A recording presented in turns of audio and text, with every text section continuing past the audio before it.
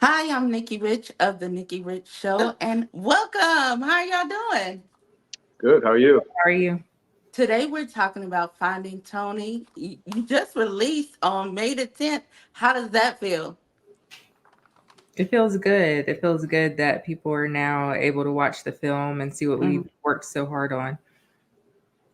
Now, Raven, you are a director, a successful producer who's produced two films within the past few years. Also, you're an author, motivational speaker, as well, and travel the world. Now, how and why did you want to, showcase Tony Green's story? I thought it was important as the story progressed as I Hmm. got older to really shine a light on mental health, sports, things that athletes go through when it's time to retire, reasons for retirement. Sometimes it's out of your control why you have to retire.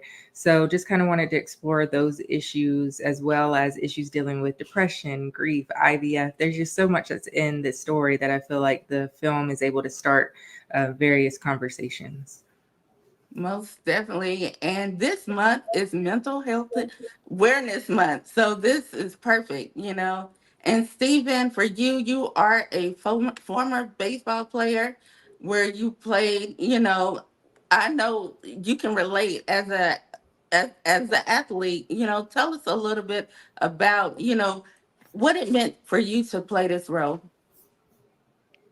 Uh, well, it meant a lot for me to play the role. I thought Hmm. the character was an outstanding character. The arc that Raven wrote for him was amazing, and it just was uh, a really cool thing for me to be able to deal with a character that had so many layers and touched on so many subjects in the film. So it was really a good experience for me. Most definitely. And Raven, how did you approach, working with the actors to bring this visual to life? I really wanted to make sure that we were being authentic and they were enjoying playing their characters. So, as a director, I wanted to hear them out and hear what they feel like their characters would do in certain moments. And Stephen was really good about presenting his ideas, and they always seemed to work well with when we collaborated in that sense. And so, being able to work with him, Raquel Justice played Destiny. We have David Banner in the film, Columbus Short, Rodney Perry, just a great cast. So to be able to take that collaborative approach for everyone to say, okay, I've read about this character, I've studied this character, and I'm now this character. And to put that on screen, it's really cool to then see it in the completed product. Now, when filming, did any of you guys take, what you're doing, your work, did any of you take it home with you? Because I know it's a lot of emotions, talking mental health, and all. Did any of you take any of their work home with you? Just how you were feeling, because it can be overwhelming. We shot the film in 17 days, so I feel like Wow. for me anyway, it was kind of hard not to take work home because Yes. doing independent film production, there's just a lot that goes on, and there were instances where we lost our locations, or Mm. I had to rewrite something overnight, or one thing or another. So we might have been on set 16, 18 hours in the day, and then it seemed like when I got back to my hotel room I was still working on the film. So it was a lot, but we got it done. And, I'm very grateful for the support of everyone on set to make it come to light. And you have such a star-studded cast. I love that, everybody coming together. Now, what was that process like? As far as casting, there were Hmm. certain people that I had in mind for certain roles. I did have Columbus Short in mind for Detective Hash just because of the personality. I had thought about David Banner for Terrence Daniel. I had another actress in mind at first for Destiny, but as God would have it, and He always has a plan, she ended up dropping out of the film because Hmm. of she kind of got cold feet with the basketball and everything. And so literally it was 4 or 5 days before shooting, she dropped out. And we ended up bumping up one of our other actresses because Raquel Justice was supposed to actually be playing another role. So we bumped her up to Destiny, and I'm so glad that we did because I couldn't imagine another Destiny. She's absolutely perfect Yes. as Destiny. When it Yes. came to Tony, it was very meticulous in the sense of I knew that was an extremely important character. I knew he had to go through all of these different emotions. I knew he was coaching this female basketball team, so I wanted to make sure there was an innocence there. So it took me a while to decide on who I even wanted to reach out to for Tony. And then my husband and I were watching the terminal lists with Chris Pratt and Stephen Bishop. And when he Mhm. came across the screen the first time is when we kind of looked at each other and said, you know what, we think that would be a perfect Tony. So we reached out. I contacted Stephen's team, and it just seemed like it was so fast that they got back with me, and Stephen was interested, and we were able to cast him as Tony. And when I say he is the perfect Tony, I just couldn't even imagine anyone else playing that role. Yes. Now, Tony, what was, I would say, some of your favorite scenes shooting, in Finding Tony? Wow. I think the scene where, well, the entire sequence of the beginning where he's eating the cereal and uh, pouring the alcohol in the cereal, and then we find him laid out on the floor singing Al Hmm. Green. I think that was one of my favorite scenes, just because it was so, so gritty and so, I got to go somewhere where I hadn't gone before as an actor. Um, that was definitely one of my favorites. And then I think the basketball game between Tony and Destiny, the one-on-one game, and the scene that led up to that, those were pretty cool scenes as well. And then getting a chance to work with Columbus in the office where we're arguing about what's going on with them finding information on Destiny and all of that. That was fun. I've been friends with Columbus for a long time, and we hadn't gotten a chance to work together, so it was cool to get a chance to work together and then have it be a scene where we actually got to go head to head like that. It was fun. And Raymond, I love that you hosted a screen at HBCU screening, at Clark Atlanta. That is amazing in itself. So everybody got to see. What was that feeling like, just to see all of our Black youth, getting to see the screening?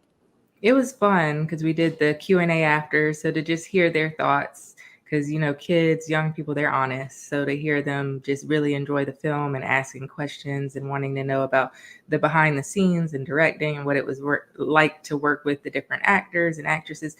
It was a fun experience for me, definitely, and it was fun for them. It was finals week, so it was something that they could do that wasn't involving studying. It was a nice time, and all of them just expressed their appreciation and gratitude for me coming out, and just them being able to pick my brain on a lot of different things. And I think it's cool that we were able to motivate them in that way. And I see everybody online just showing so much love. And they are, like I said, you have an amazing cast. And just to have so many people showing love and support, what does that mean to you? It means the world to me because, Mm, obviously when you create something, you don't know how it's going to be received. So the fact yes. that we're getting standing ovations and just this thunderous applause when we have screenings, and to hear the comments, and I'm getting emails and DMs from people just saying like they cried and they laughed and it was their favorite movie now or in their top three. Of course, as a creator, that's what you want to hear when you take your time and invest your resources to make something. Is there a part where you have overcome in the past? Oh, yeah. I mean, Hmm. I don't think anybody goes through life without having to overcome some adversity at some Hmm. point, and I'm no exception to that. Uh, yeah, so I've dealt with grief and trauma, and Yes. I happened to be going through a tough period in my life while we were shooting, and was overcoming something then. So I think life is pretty much always peaks and valleys. There's always, you can be on the top of the mountain at one point, and then down at the bottom looking up at the mountain at another point. So yeah, no, I was very I had a lot of life experience that I could draw from to play Tony, Hmm. being an athlete, being a coach, having dealt with retirement as an athlete. I hadn't dealt with such a traumatic loss of a spouse or a child, or the alcoholism. And that's Mm-hmm. where, I relied on Raven's writing and my imagination to try to bring those parts to life. But as far as the coaching and dealing with young people and having been a retired athlete, that put me in a comfort zone to where the rest of the stuff was easier for me to really let go and just live it. Most definitely. And Raven, as a director, what have you learned from yourself, directing this film? What have you learned? I definitely learned more about my perseverance because we went through so much that I can't even explain from pre to production to post production. Even now we're an independent film trying to get this film out to the world. So Yes. just to know, okay, I can stick with something and make it come to light and make it successful. I definitely reminded myself of that. I think as athletes, I'm sure Stephen can attest to this. We go through things, and whether it's winning a championship or getting a skill that we didn't think we could, it's like, okay, wow, I was able to accomplish that. I did that. And that's kind of how I feel right now. Like, Hmm. okay, we got through it. It's here. So I know that I'm strong enough to do it. And now, I'm just excited about what the future holds for Finding Tony and any other project that I want to get involved in. Now, when the viewers watch, what do you want them to take away? I definitely want them to know that no matter what they're going through, whatever adversity that they face, that there's light at the end of the tunnel. Hmm. Because, we all go through so much right now, whether it's the economy or whether it's a personal relationship or you're dealing with grief because of the death of someone in your family. We're all going through something.